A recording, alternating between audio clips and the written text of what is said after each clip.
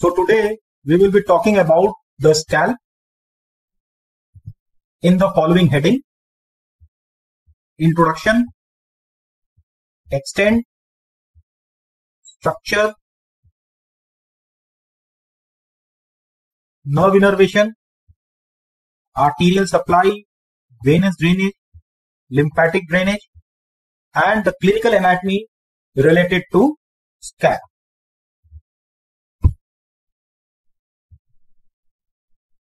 Now let's understand the extent of the scalp. Scalp, it extends here anteriorly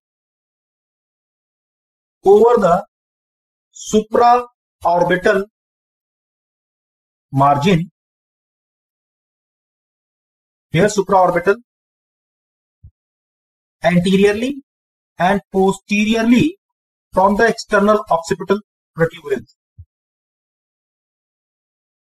Then posteriorly from the external occipital protuberance to the superior nuchal line, and on the either side over the supratemporal line. This all supratemporal line. So this blue dotted line demarcate the area of the scalp. This is all about the scalp.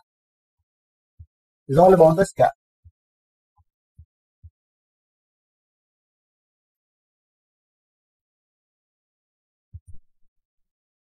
Now let's understand the structure of the scalp. Scalp is a loose connective tissue,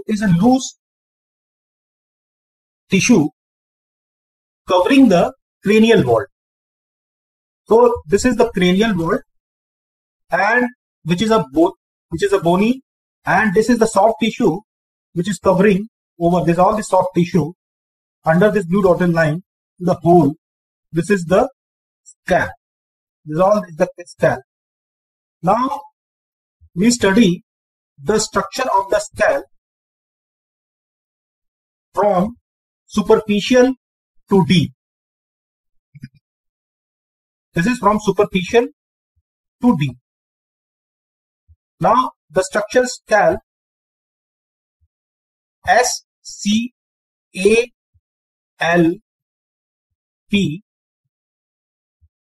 the structure scalp. Now you can see this, the structure in the scalp from superficial to deep. First, S stand for skin. This is the skin, and here you can see the skin with the hairs. These are the hair follicles embedded in this layer. So this skin, epidermis, then this one is the dermis. Now below to this is a connective tissue, a subcutaneous layer. This is a subcutaneous layer. So this skin is the superficial most part of the scalp. Moving further deeper is the connective tissue or subcutaneous tissue here. Then epicranial aponeurosis. This is also known as Galea aponeurotica. This is also known as Galea aponeurotica. Galea aponeurotica. Then further deeper, loose connective tissue and pericranium. Deeper to this pericranium, we see here, this is the bone which has a two table, an outer table and the inner table. This is known as dipole in between the outer, and this is the dipole. You can see this is the dipole in between the outer and inner table of the skull. Further moving ahead, more deeper, we see the dura mater. This is the dura mater here. this is the dura mater. Now the dura mater has two layers. A layer which is attached to the cranial bone is endosteal layer. This is an endosteal layer. And the layer which is further more deeper is the meningeal layer of the dura mater. So the scalp, we see how it is arranged from superficial to deep. Now we will talk each structure in detail. First we see this is an skin. So this skin is having an hair follicle, with this having a sebaceous gland. Sebaceous gland.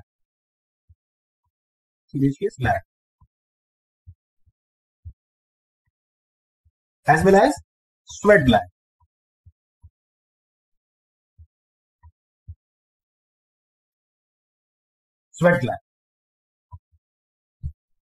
So that's why the sebaceous cyst is common in the region of the scalp.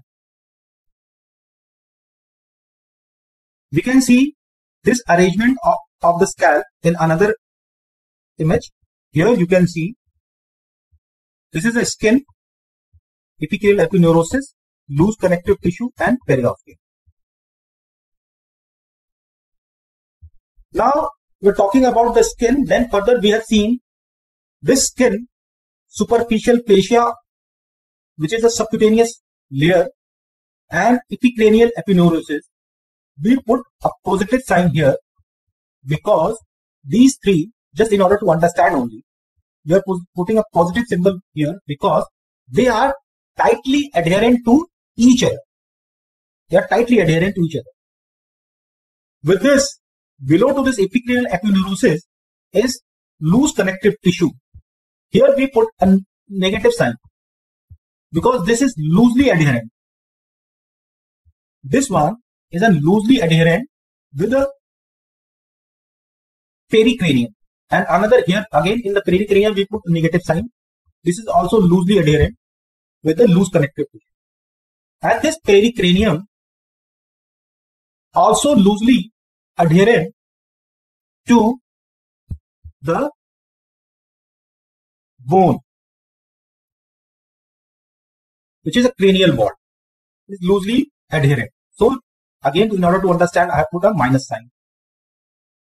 Now why I am emphasizing over the tightly adherent and loosely adherent?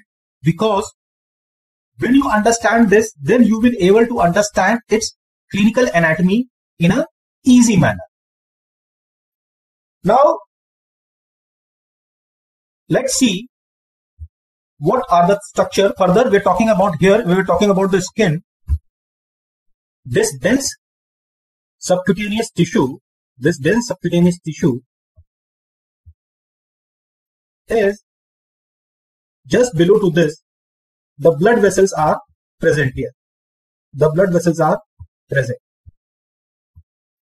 And these blood vessels which are present,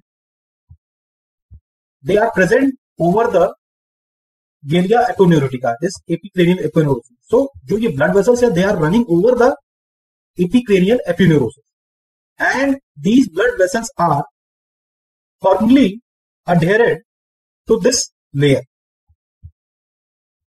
So, as a result, so these blood vessels which are firmly adherent to this, so at the time of the injury, when there is injury happen, the blood vessels which are in this, they are unable to occlude properly of itself unless and until we apply a pressure, because the walls of the vessels are adherent to this fibrous network, now causing the profuse bleeding. So this superficial fascia, and you can see the superficial fascia in another image. Here you can see this here, this line, and which I am making is for the subcutaneous tissue, and they having a locus. They are having a different locus, and these locules are filled of fats. These locules are filled of fats. That's why it's in yellow color. Below to this, we see this epicranial aponeurosis. This epicranial aponeurosis. Now, in another image here, you can see how this pattern, skin, epicranial aponeurosis, loose connective tissue. Then this one is the cranium, and this is the dura mater. This image is a cadaveric image. This epicranial aponeurosis include occipitofrontalis and various slits known as temporoparaetalis. You can see, we will see how this epicranial aponeurosis, which is a continuation of occipitofrontalis, in another image. Then this loose connective tissue is here. The loose connective tissue is also known as the dangerous area of the scalp, as well as the safety wall. Now I am using both the word dangerous area of the scalp as well as safety wall. Why? We will talk later on over it. Now, further below this loose connective tissue, this pericranium. Now, pericranium is loosely attached, but it is firmly attached here only at the point of suture. This is the point of suture. Only at this point, it's firmly attached.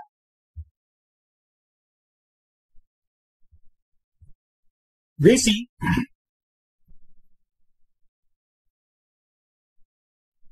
like this is the cadaveric image.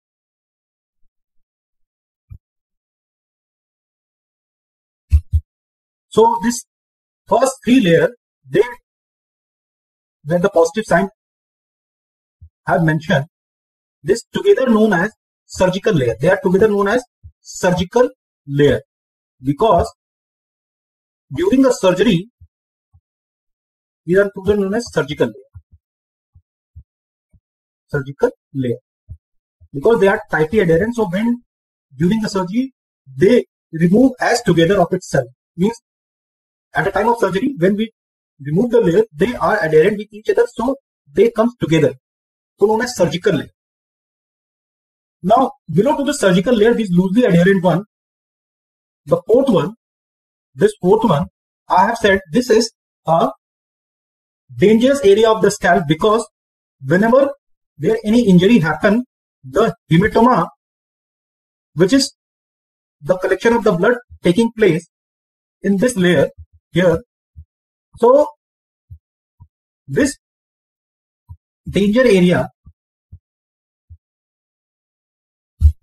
having a short emissary vein, and here this short emissary vein communicate with the dural venous sinuses. They communicate with the dural venous sinuses. So if any pus formation is taking place here, this through the short emissary vein enter into the dural venous sinus. That's why the danger area of the scalp. And this area is also known as safety area because when hematoma is collecting, it generalized, it takes the shape of the, this is loosely arranged, so the blood when it is collected here, it collect in a generalized manner, not in the localized manner. So the pressure spread evenly over the all part. Whereas in the surgical layer, when any hematoma comes, it is localized. it is localized in a particular area because this region is tightly adherent to each other. So the reason this is more painful, this region is surgical area is more painful because any collection, it is localized, and when it is localized to that only particular part, it exerts more pressure, so more pain. This pericranium is also loosely attached, so any collection in this region of pericranium, it is also generalized and spread evenly. Any hematoma, any collection, it spread evenly because loosely adherent, and it takes the shape of the bone just below it. So it evenly, any collection, it's evenly distributed because it is loosely adherent. Already we have seen this image, how the pattern of arrangement, the same we have talked regarding this in the earlier image, and we have seen this cadaveric image, this about the temple. This is temporal region. So in this temporal region is between the superficial temporal line and zygomatic arch.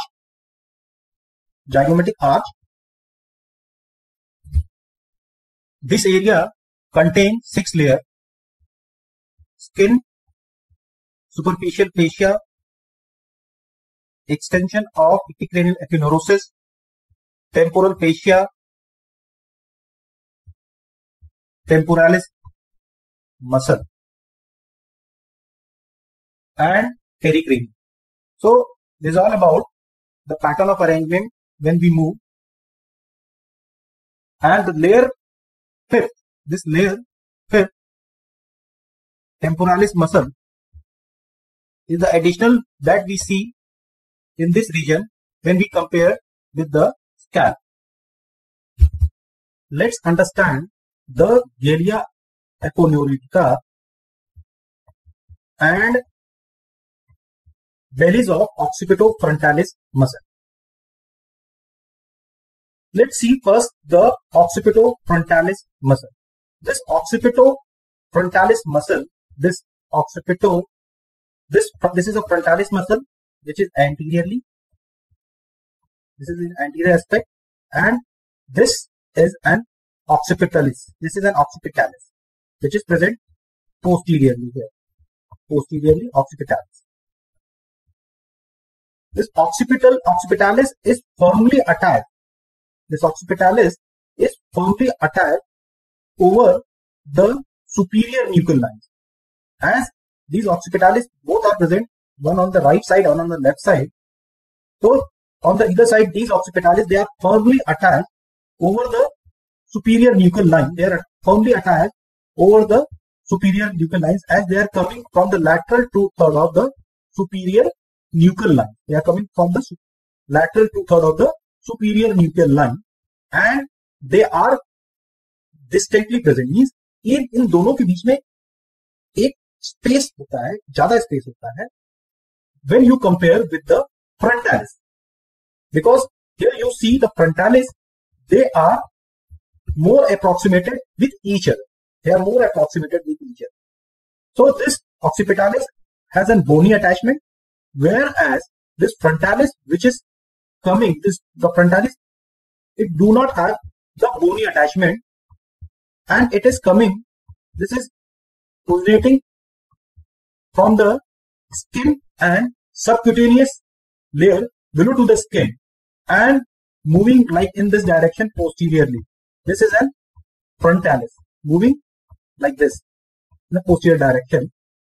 Now this frontalis here we see it is originating from the skin over the eyebrows, over this eyebrow, and subcutaneous layer below to this eyebrow, and the fibers, even the fibers of the frontalis, you can see they are merging with the orbicularis oculi. They are merging with the orbicularis oculi here, as well as the fibers here. You see they are merging with the here one another muscle is the procerus. Procerus is present here.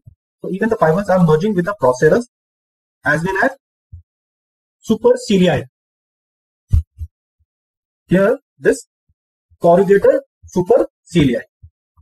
So how this, you can see how the frontalis, the direction of the fibers of the frontalis as well as the direction of the fibers of occipitalis. Now these, the fibers later on, this frontalis and occipitalis, they changes to this Galea aponeurotica. This Galea aponeurotica. So this Galea aponeurotica is a sheet of fibrous tissue which connect occipitalis and frontalis muscle. This. And this sheet extends between these two occipital belly here. You can see they are extending even behind these two occipitalis and here external occipital protuberance. So on the posterior aspect, Galea aponeurotica is much wider. You can see this is much wider, Galea aponeurotica.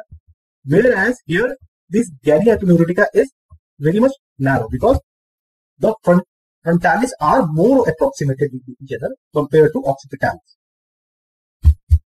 This Galea aponeurotica on each side here, you can see on each side here, on each side Galea aponeurotica, it extends as a thin membrane superficial to temporalis fascia. This temporalis fascia, it extends as a thin membrane over the temporalis fascia, and later it attaches with the zygomatic arch. It attaches with the zygomatic arch on each side.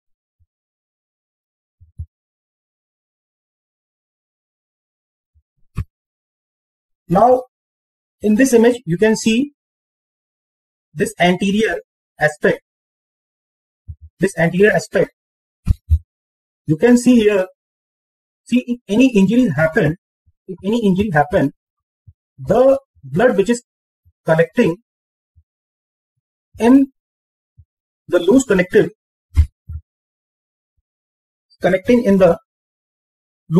tissue, then you can see here this on the posterior aspect, this is a frontalis. So the frontalis is not firmly attached with any bony landmark. It is directly continuation with the skin and subcutaneous area over here, the eyebrow.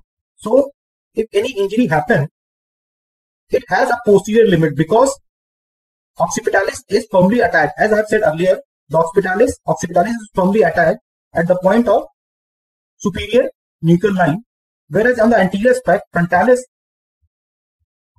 has no any bony attachment. So any collection of the blood on the anterior aspect, it travels below to this frontalis and enter into the orbital septum. Here you can see in the orbital septum and causing the black eye.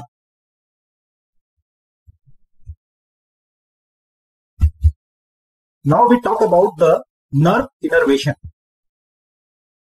So there are total 10 nerves supply innervate the scalp on each side, 5 on each side, 10 on each side. The 10 on each side. So 10 on each side. So total, when you add 10 plus 10, 20. Both sides 20. Now out of this 10, 5 which are anterior, or you can say front of the auricle, and 5 behind the auricle. And of this 5, 4 are sensory and one is motor. This one is the motor. One is motor. So 5 plus 5, 10. 10 on each side. So of this 5 plus 5, जो 5 हैं, ये 5 जो आ रही हैं, 5 nerves हैं, ये 5 nerves, they are in front of the pinna. This is the pinna. And 5 nerves, they are innervating in front of the pinna, and 5 nerves are innervating behind the pinna. They are behind the pinna. So the nerves which are innervating in front of the pinna, supratrochlear nerve, supraorbital nerve. Just you can see how they are running, how they are innervating. Zygomaticotemporal nerve, temporal branch of facial nerve, and auriculotemporal nerve. Out of this 5, one is motor. So this temporal branch is the motor, and all these 4 are sensory in nature. So temporal branch is motor in nature, and this temporal branch is coming from the facial nerve. This temporal branch is coming from the facial nerve, whereas these 2, supratrochlear, supraorbital, zygomaticotemporal and auriculotemporal, they are coming from the trigeminal nerve. And on the posterior aspect of the pinna, that is behind the pinna, posterior division of great auricular nerve, posterior auricular nerve, lesser occipital nerve, greater occipital nerve, and third occipital nerve. Of these 5, one is motor.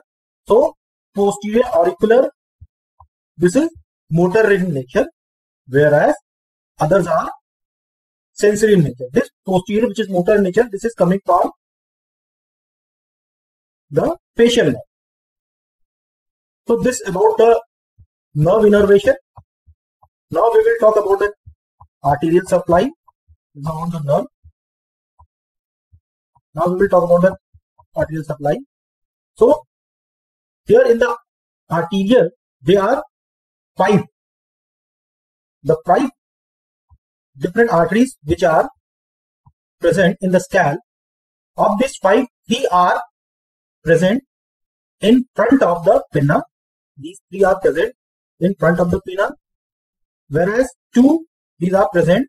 These 2, those who are present in front of the pinnas are supratrochlear artery, supraorbital artery, superficial temporal artery. They are present in front of pinna. Whereas in the behind the pinna is posterior auricular artery and occipital artery. So these 2, which are these 2 supratrochlear and supraorbital arteries, they are the branch of internal carotid artery. These are the branch of supratrochlear artery and supraorbital artery are the branch of internal carotid artery. These 2 are the branch of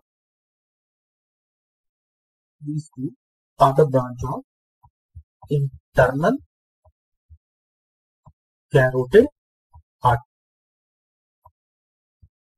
Whereas superficial temporal artery, posterior auricular artery and occipital artery, they are the branch of external carotid artery. External carotid artery. Now we will talk about the venous drainage. The veins of the scalp accompany the artery, and so they have a similar name. Now we can see here superior and inferior. This is an ophthalmic vein. Here you can see supraorbital vein and supratrochlear vein. Both these veins are uniting here, just lateral to the nose, at the root of the nose, laterally here. They are uniting and forming an angular vein. Now this angular vein is draining in the facial vein. This facial vein drain into internal jugular vein. The posterior division, here you can see the posterior division of retromandibular vein. This posterior division of retromandibular vein unite with the posterior auricular vein. Posterior auricular vein here to form external jugular vein. Form this external jugular vein, which ultimately drain into subclavian vein.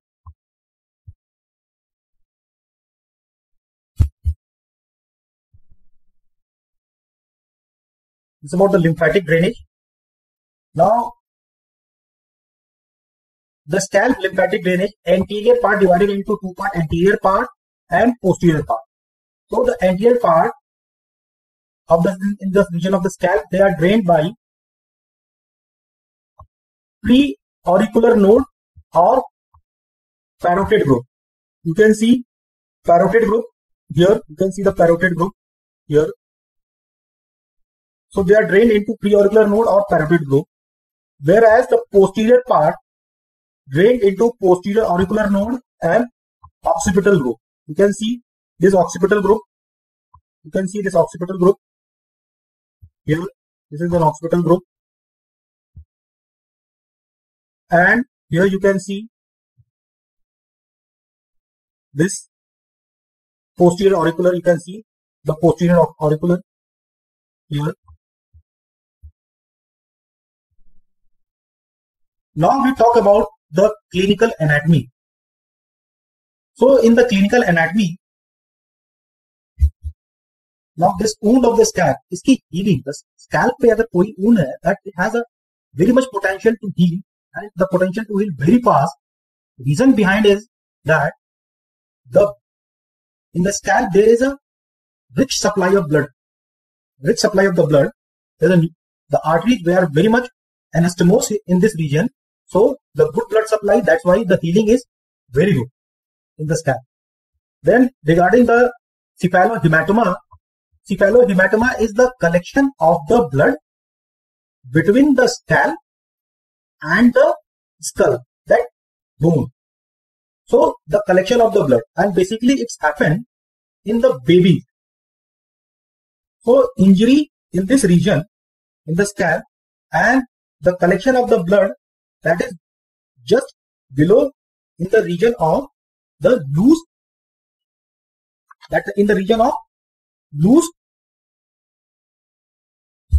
connective tissue. This loose connective tissue, जिसको मैंने पहले ही explain किया, ये जो scalp की layer में जो loose connective tissue है वो लूजली एडहेरेंट रहता है.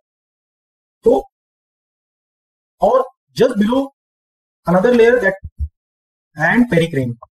अभी जब पेरिक्रेनियम, जब इसमें ब्लड इकट्ठा होता है इनके बीच में, that condition is known as cephalohematoma. Danger area of the scalp, इसके बारे में हमने इस लेक्चर में पहले ही बात कर चुकी है. ब्लैक आई, इसके बारे में भी इस लेक्चर में हम लोगों ने पहले ही बात कर लिया है. Now scalp incision, this is also very important. See the scalp incision, this is about the, here this region is of the scalp, and see this is an extension, and this region is an anterior aspect, and here is the posterior aspect, anterior posterior. So in the scalp incision we have to give this scalp incision according to the Langer's line. So the Langer's line is the tension line, over the scalp. Okay, so the incision has to be given in the direction of the Langer's line. This has to be given like this, in the direction of the Langer's line. And in this region, in the posterior aspect, in the occipital region, this has to be given like this, in the direction of Langer's line. See why we have to give, see in this direction, because of the Langer's line is the tension line. One more thing is this. Here we have seen this is this pericranium, this Galeria aponeurotica here, Galeria aponeurotica, and the direction of this frontalis muscle is in this manner, whereas in occipitalis is in this direction. So if we give an incision, say suppose if we give incision here in this direction, say like if we are giving like in this direction, what will happen? The force in this direction and the force in this direction will lead to cause delay wound healing and large scar formation. But when we are giving an incision in the direction of the fibers, then definitely there will be a good healing and less scar. This is all about the lecture. Thank you.